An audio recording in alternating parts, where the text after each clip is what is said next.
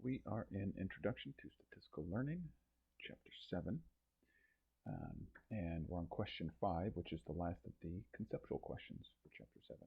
Okay, so we are meant to consider two different curves, g hat 1 and g hat 2, and they're defined respectively by these expressions here. Just as a point of reference, these expressions are very similar to what we dealt with in question 2. So you may want to go back and review question 2 before proceeding here. Okay, where are we at? Okay, so what we have here is in both cases we have the least squares estimate for some function of x, okay, being penalized by either the third derivative or fourth derivative of g. Okay, and so we're meant to answer what happens under the following scenarios. As lambda goes to infinity, or lambda equals 0, so the scalar multiplier of the penalty term, and we're meant to answer whether G1 or G2 will have smaller training error and smaller test error under these different conditions. Okay, so unfortunately my answer is all text here, so you should read it, but let's answer this. Okay, so to start with, I just wanted to kind of get some intuition for what's happening to our g expressions as lambda goes to infinity and lambda equals 0. And so let's start with lambda equals 0. That's a little bit simpler, okay? Because in both of these cases, when lambda equals 0, the entire penalty term is wiped out, okay?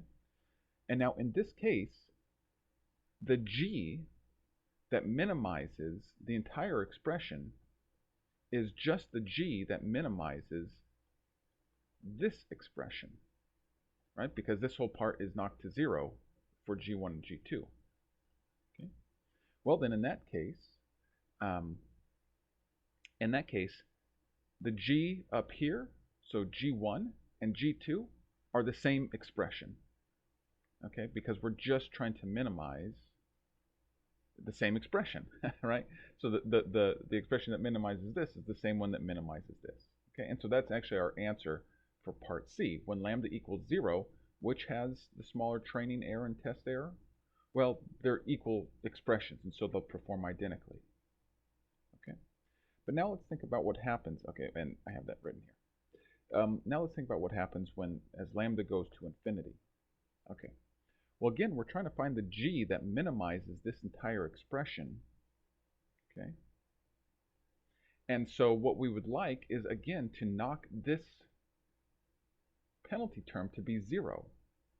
But if lambda is infinity, then the only penalty term, this part, this integral, the only integral that will knock the entire penalty to 0 is if the integral itself equals 0.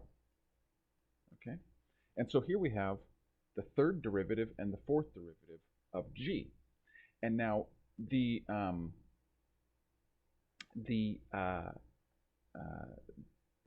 expression of g for which the fourth derivative is 0 is a different expression of g for which the third derivative is 0. Okay, so I hope that makes sense.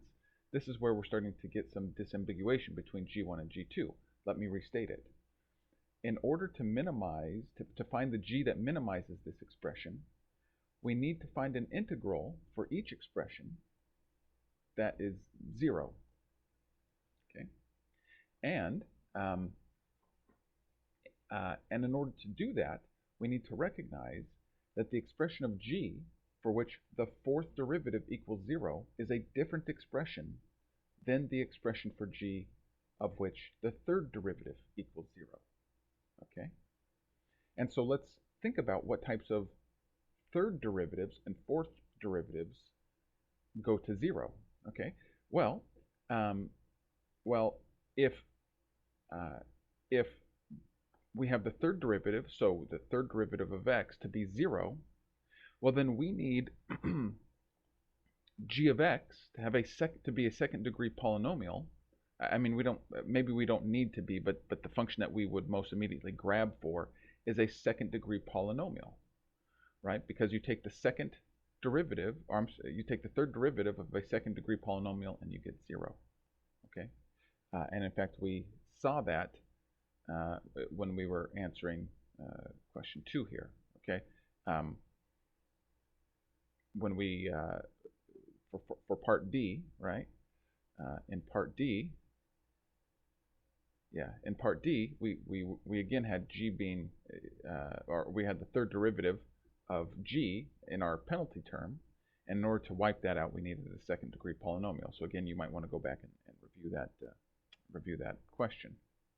Okay. Okay. So then, what is it for a third degree polynomial? Or I'm sorry, if we want the fourth derivative to be 0, well, now we need g of x to be a third degree polynomial, right? So that means that g1 and g2 differ in that the function that minimizes g for g2 is a third degree polynomial, but it's only a second degree polynomial for g1. Okay, and so that's the difference. So what do we know then about second and third degree polynomials in terms of test error, training error, etc.? Well, the basic insight is that the third degree polynomials are more flexible. And more flexible models will generally have lower training error, right? Because they're more flexible, right? They will fit the data better. Okay, well, what about test error? Well, now this is actually unclear. More flexible models will tend to have greater test error because they're more likely to overfit, but that's not always the case. It really depends on, the nature of the data being modeled. So I don't think that there's a clear answer for this, but we might expect in general more flexible models like G2 to perform worse on out of sample data. Not always. Um, uh, Again, it very much just depends on the data. So, and we've already answered 3 here, or part C. Okay, so we'll call that good.